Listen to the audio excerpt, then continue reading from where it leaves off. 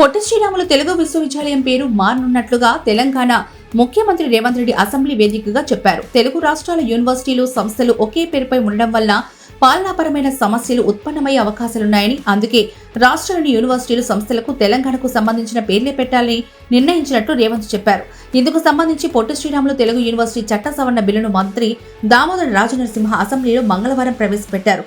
అనంతరం ఈ బిల్లుపై జరిగిన చర్చలో రేవంత్ మాట్లాడుతూ తెలుగు యూనివర్సిటీకి పొట్టి శ్రీరాములు పేరు మార్చి సురవరం ప్రతాప్ రెడ్డి పేరు పెడుతున్నట్టు చెప్పారు. ఇక చల్లపల్లి రైల్వే టెర్మినల్ కు పొట్టి శ్రీరాములు పేరు పెడతామని, ఇందుకోసం కేంద్రానికి ప్రతిపాదన పంపుతామని చెప్పారు. ఇక బల్కంపేటలోని నేచర్ క్యూర్ ఆసుపత్రికి మాజీ ముఖ్యమంత్రి కొణిజేటి రోసయ్య పేరు పెడతామని చెప్పారు. తెలుగు వర్సిటీ పేరు మార్పు ప్రతిపాదనను బీజేపీ వ్యతిరేకించింది. ఆ పార్టీ శాసనసభ పక్షనేత ఏలేటి మహేశ్వరరెడ్డి మాట్లాడుతూ పొట్టి శ్రీరాములు తెలుగు వర్సిటీ పేరు మార్చకుండా ఉస్మానియా యూనివర్సిటీకి సురవరం ప్రతాప్ రెడ్డి పేరును పెట్టాలని ప్రతిపాదించారు. అనంతరం తెలుగు వర్సిటీ పేరు మార్పు చేసే బిల్లుకు సభ ఆమోదం తెలిపింది.